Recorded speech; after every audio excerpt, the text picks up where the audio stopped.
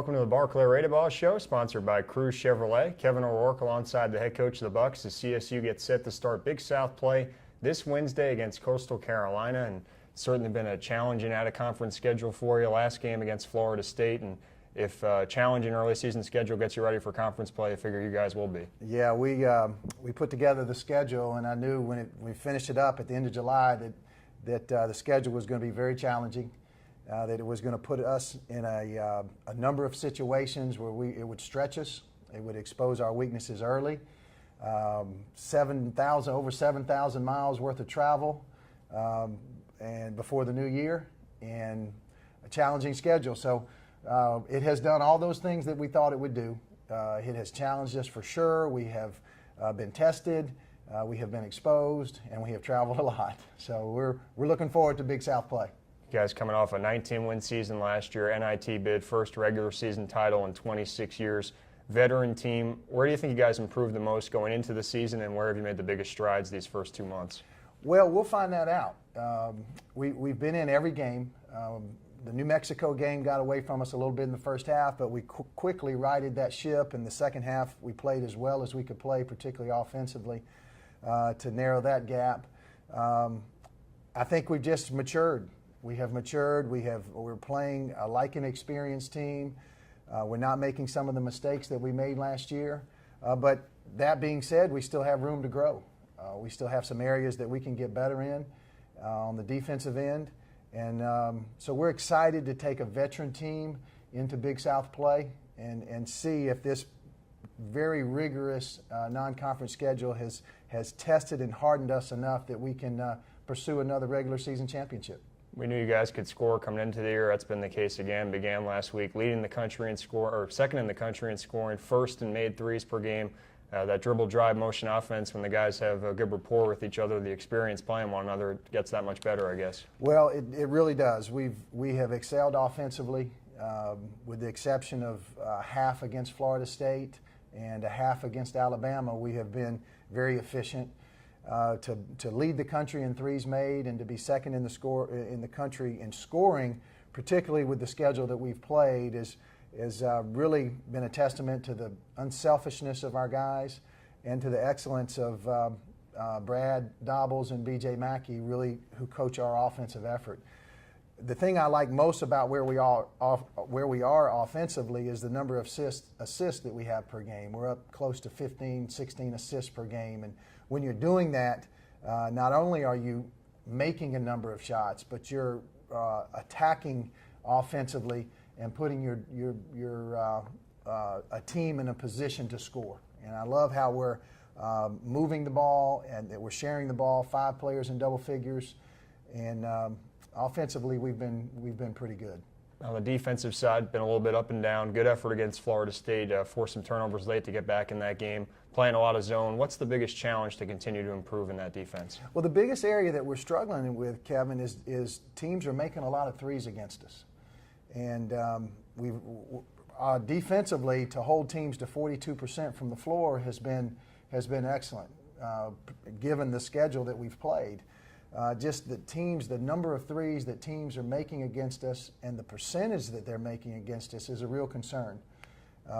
We've allowed teams to put up astronomical numbers as far as shooting threes, and we're allowing teams to shoot and make the three-point ball at 39%, a little over 39%, and that hasn't been good enough. The reasons for that, we've played a lot of zone because of our size deficiencies against these big teams, and we've allowed dribble penetration, which causes us to have to help and get a chest in front, which opens up opportunities to pitch it and make threes, and then we haven't contested outside perimeter shots the way that we would like to. So we've had some time to work on that. It got better against Florida State. A good shooting team, not a great shooting team, but a good shooting team, and we'll see if we can continue to grow in that area. So Charleston Southern will start Big South play this Wednesday at the Buck Dome against Coastal Carolina. We'll come back, talk a little bit about that game and about the start of Big South Conference play. You're watching the Barclay Radebaugh Show, sponsored by Cruise Chevrolet.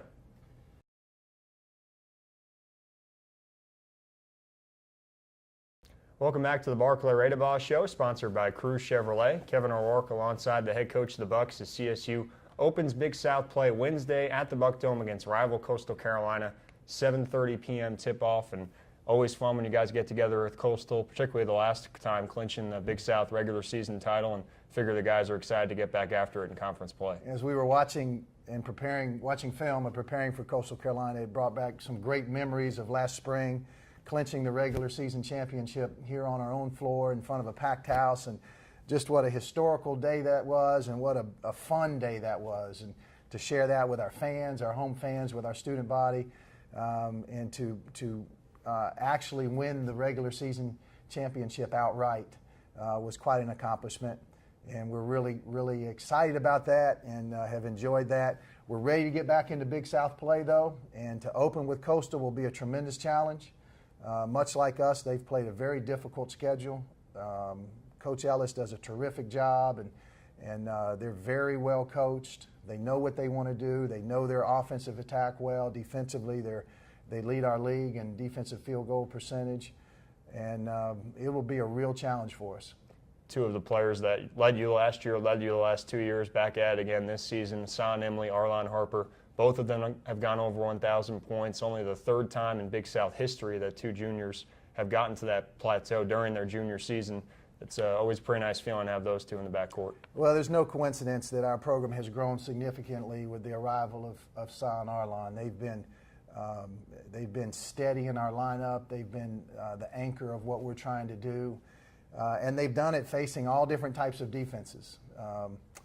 We want to be a well-rounded team. We want to have a group of guys that can score. We want to put multiple scores on the floor at the same time. But Son and Arlon have kind of helped us along the way with being able to attack offensively. The confidence that they bring to us offensively and defensively has just been contagious. They're a tough match, particularly in our league, and we're very fortunate to have both of them. And then depth, particularly at guard, is something we talked about in the preseason. Boy, has Matt Kennedy been amazing for you guys. Came on at the end of last season. He's been that much better this year. How do you explain the way he has just really gone from hardly playing at all 2 years ago to being a major factor for you guys now? Well, he's really one of the amazing stories in college basketball this year, and he hasn't gotten enough press and enough notoriety for what he's done. People don't understand, his sophomore season, he did not score a point. He did not score a point all season long. And now to be scoring like he is, to be playing like he is, to play with the confidence that he's playing, he's shooting over 50% from overall and over for 50% from the three-point line, and just playing terrific defense. He has a real feel for the game, offensively and defensively. He's just been a major story, and as our season progresses, I'm hopeful that some people will pick up on that and give Matt the notoriety that he deserves. What's changed? Only Matt knows that. It happened last Christmas. He came into practice with a different attitude. He wasn't getting to play very much, and we just noticed a difference in the way that he attacked practice and started to get him into game play. And late in the season last year, he was in the rotation, and then this year he's even blossomed even further. So Matt Kennedy has been a big part of our season and will continue to be so. So CSU's guard's definitely a big reason the Bucks are favored again in the Big South Division. Mentioned Coastal on Wednesday, then at Winthrop on Saturday. You guys get 5 of your first 7 conference games at home, and 5 of 7 on the road, so kind of interesting schedule-wise. But as far as the Big South stacks up, how do you see that this year? I just think it's wide open.